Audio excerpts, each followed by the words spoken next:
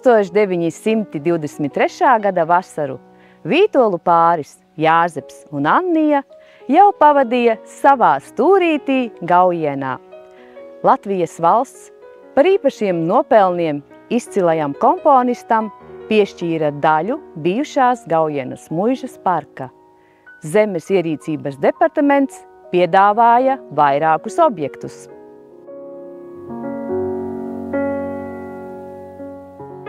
Jāzeps izvēlējās Gaujienas lauku jaunsaimniecībai paredzēto platību, kas atradās muižas centrā ar lielu augļu dārzu. Izvēle starp bijušo barona Vulfa pili ar daudzajām istabām un kādu citu muižas mūra ēku krita par labu brūža vadītāja koka divstāvu mājai ar balustrādi. Tā atradās ielajā klusā vietā.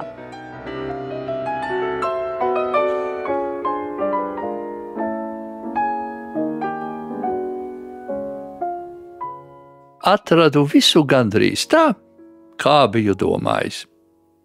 Nepārāk slikti, bet varbūt arī ne diez cik labi. Šeit viss prasa, kliedz pēc civilizācijas atjaunošanas. Vispirms gan būs jāatver naudas fabrika, lai varētu tikt pie vesela jumta virs galvas. Tikai pēc tam domāju ķerties pie citiem darbiem, jo laiks visādiem kultūras darbiem plašs un pateicīgs. Daba gan šī stūrītī sakopojusi skaistumu, cik viens sirds vēlas. Paies ilgāks laiciņš, kamēr būsim iepazinušies ar visiem noslēptiem un noslēpumainiem kaktiem. Flora un fauna ir visādu studiju vērtas. Putnu koncerti pārspēj visu, ko līdz šim biju dzirdējis. Arī Annija priecājas līdz ar mani, ka esam tikuši pie sava kaktiņa, sava stūrīša. Nav vairs jābēdā, kur pavadīt vasaras. Esam kļuvuši par jaunsaimniekiem.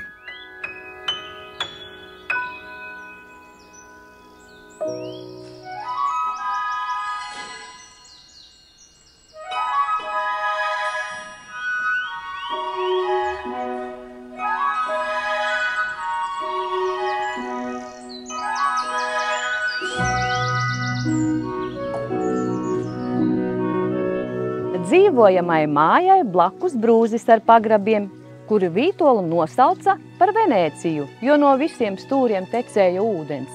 Visapkārt daudz avotu. Pie mājas tā saucamā lauvasmute, avotiņš, ko barons apmūrējis ar akmens velvi, likdams ūdenim tecēt pa lauvasmuti. Ūdens ārkārtīgi skaidrs un dzestrs.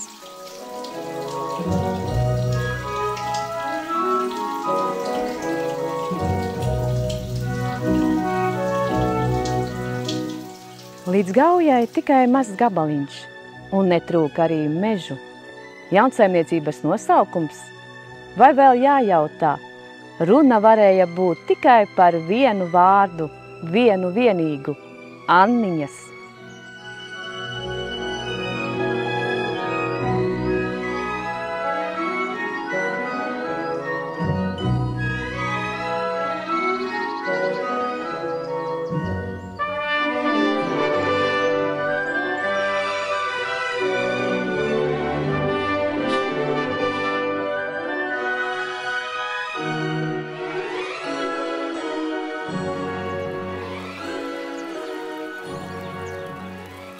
Šī klusā stūrītī Jāzeps jūtami atspirga un elpoja ar pilnu krūti. Kur tad jaukie sestdienu vakari pirtiņā, upes malā? Ar mazgājamo bļodu un dvieli viņš uz turieni devās kā kādā svētceļojumā. Jāzeps nevarēja iztikt bez īstas latviešu lauku pirts, kur kārtīgi izsviedrēties, pavadot dažu labu stundu šai veselības kopšanas iestādē. Tā kaimiņu pirtiņa taču ir pārāk šaura un netīra. Pie tām viņi uzskata mani par bagātu profesoru. Tiek prasīta barga samaksa. Tālāk vaicāju savai Annijai, ko viņa teiks, ja pirmā jaunceltne mūsu saimniecībā būs pašu pirts. Un viņa piekrita man.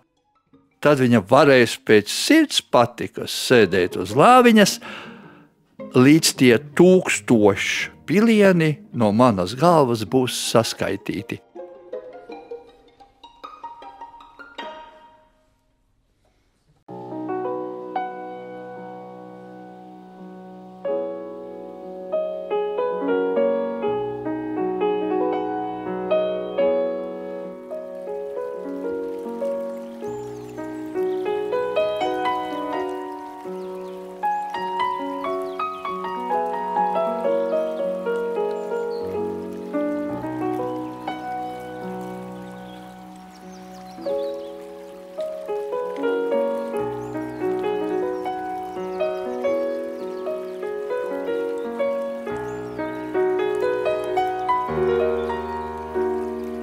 Jāzepam Vītolam iemīļota un gandrīz nemainīga makšķerēšanas vieta ir atvars Gaujas līkumā aiz Graudnieku mājas kalna.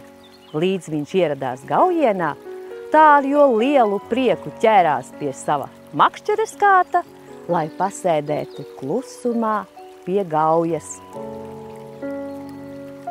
Manu iemīļoto vietu ievēroja vietējie skolnieki. Kad zēni gāja garām, gadījās dzirdēt viņus iesaucamies.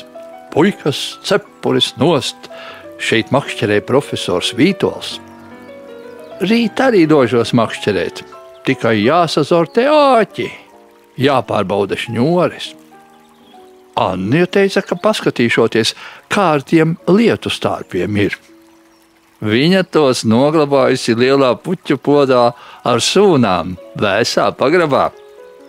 Ja nebūs, ņems lākturīti un ies dārzā sameklēt.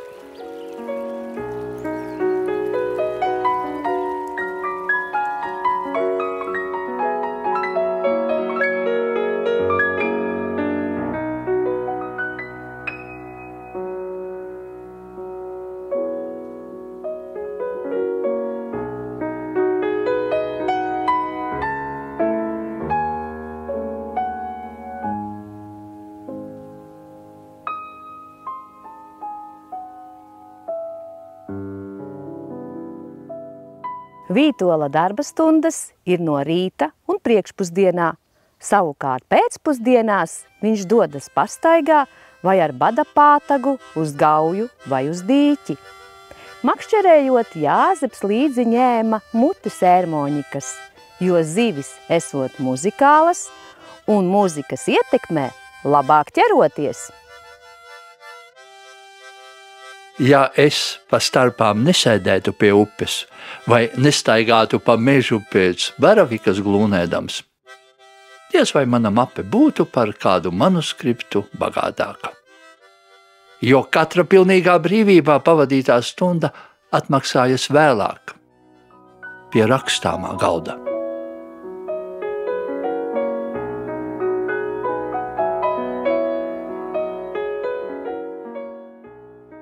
Tik zinu to, kad mēs maz bijām, tad vienmēr Tants ir klusa un Jāzeps strādā, nedrīkst traucēt.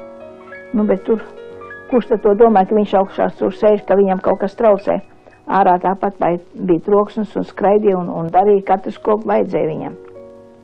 Tas jau mums bija noteikts visiem tā, kad uz Gauju ies 10:00 no rīta, bet līdz tam visiem ir jābūt izspēlējušiem savā, trenējušies.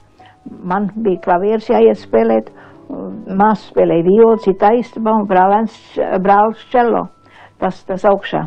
Tur pavisam tur bēniņos dūcināja savu čelo. Un man jau jāiet iekšā tur. Vat iedomāties, viņš turpat guļ un man jāiet klavieru spēlēt. Es nolieku uz demferu, uz klusinātāju. Es domāju, lai viņš guļēs, viņu netraucē. Daudzreiz viņš ņem nost to demferu, tā nevar spēlēt. Es jau domāju, ka viņš guļ, bet izrādās, ka viņš tur visu dzird.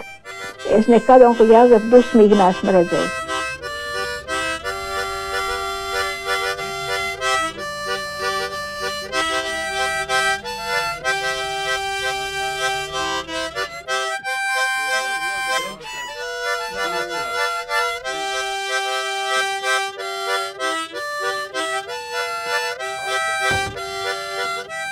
Jāzeps Vītols labprāt, laiku pa laikam, kā izklaidēji nosēdās pie kāršu galda, tuvu draugu jeb radu sabiedrībā. Pie tādas partijas vajadzēja valdīt humoram un saskaņai. Viņš spēlēja preferenci, priekšroka spēli, un varēja skaisties, ja solītājs riskēja bez pamata. Mans tuvākais draugs, ēģelnieks un kora vadonis profesors Pauls Jozus ir nepārspējams kāršu spēlē. Viņš prot aprēķināt nevienu savu, bet katra līdzspēlētāja gājienu. Vēl es mīlu izklāt pasjansu, pacietības spēli ar maza formāta spēļu kārtīm, rotātām skaistiem zīmējumiem. Šīs speciālās kārtas man arvien atved brālis Aleksandrs, kurš dzīvo Hānavā pie Mainas un katru vasaru ciemojas Gaujienas Anniņās. Annie man citkārt stāstīja, ka dzirdējusi par kaimiņa graudnieka gudro suni, esot iemācīts spēlēt kārtis. Man gan šķiet, ka diezko cik gudrs jau nu nav. Kad viņam ir labas kārtis, viņš luncina asti.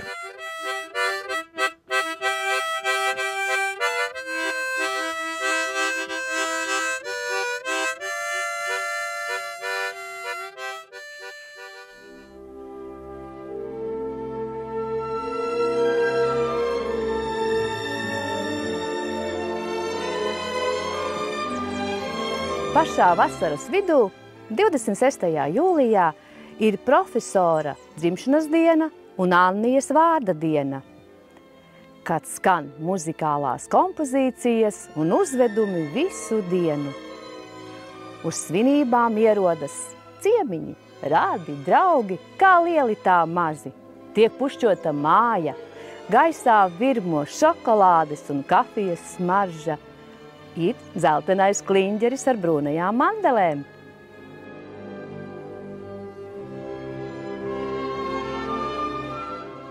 Anniņās ierodas daudz ļaužu.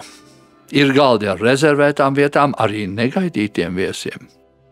Sabraukuši tuvinieki, bet radās arī pārsteigums. Negaidīti toties mīļi apsveicēji no Rīgas.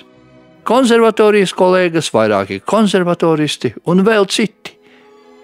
No paša rīta visi dzied serenādi, Gaujienas Anniņa mīlīgais prieks. Tiek svinēts ar koncertu. Tie ir sirsnīga noskaņa un radoši priekšnesumi. Tie ir kā mazie dziesmu svētki. Mana sirds ir domu un jūtu dzīvais avots. Senāk savās svinību dienās nekad nemēdzu daudz piedomāt pie tā, kas bijis. Allaž likās kaut kas vēl nepabeigts, nepadarīts, tāpēc vairāk esmu domājis uz priekšu, kas jādara un pie kā tūlīt jāķeras klāt. Tagad sajūtu, ka mana tiesa darīta. Ja nu es tagad ardievojos no tā, ar ko esmu saudzis kopā, tad daru to vieglu prātu. Es zinu, ka jaunie savu darbu turpinās. Mūsu pienākums ir piedāvāt mūsu plecus tiem, kuri pēc mums nāk, lai tie mūsu augumu pāraugtu.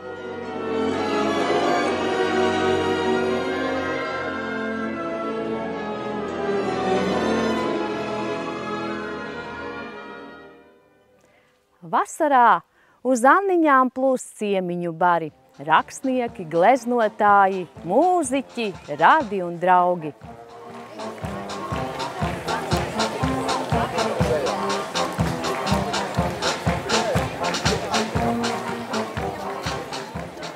Tur vienmēr skan mūzika. Tā tiek gan komponēta, gan atskaņota.